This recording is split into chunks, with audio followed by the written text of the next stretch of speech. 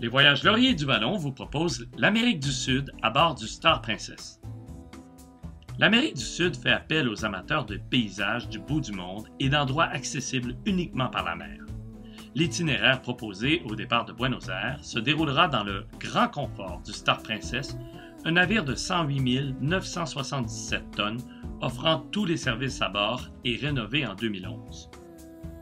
Le voyage débute avec un tour de ville à Buenos Aires qui permet de découvrir une ville animée rappelant Paris avec ses cafés. À ne pas manquer les prestations des danseurs de tango dans les quartiers populaires. Le navire prendra la direction sud pour la première escale à Montevideo, en Uruguay. Sa vieille ville révèle un charmant quartier historique. Le navire poursuivra avec la porte d'entrée de la Patagonie, Puerto Madryn. Le paysage de la côte est composé d'une succession d'escarpements et de plages. Ici, on peut voir une impressionnante colonie de manchots qui n'ont absolument pas peur des humains. L'escale suivante est un archipel d'îles situé à 480 km des côtes de l'Argentine et à 940 km de l'Antarctique, les îles Malouines.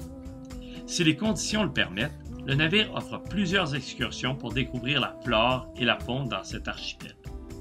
Au programme, oiseaux marins, otaries, lions de mer et une colonie de manchots empereurs. Après le passage du Cap Horn, le point le plus au sud des Amériques, le navire arrivera à la ville la plus australe du monde, Ushuaia. Dans un décor spectaculaire, elle est blottie au pied des montagnes environnantes. Les passagers pourront partir à la découverte du canal de Beagle pour voir des animaux marins, des glaciers et le phare du bout du monde.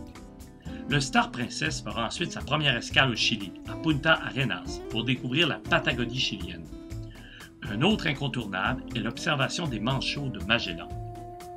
Les croisiéristes apprécieront aussi la ville pour faire l'achat de souvenirs au marché central. Ils auront la chance de voir le majestueux glacier Amalia au meilleur moment de la journée, soit en fin d'après-midi. L'escale suivante de la croisière sera Puerto Montt, située au pied du volcan Osorno. Cette magnifique région des lacs chiliens est parsemée de jolis villages fondés par des immigrants allemands. La croisière se terminera à Valparaiso, avec ses maisons multicolores et ses funiculaires reliant le port à la haute ville. Les croisiéristes profiteront de leur dernière journée pour faire une dégustation de vin dans un vignoble chilien avant de reprendre la route jusqu'à l'aéroport de Santiago pour le retour vers le Québec. Départ le 27 février.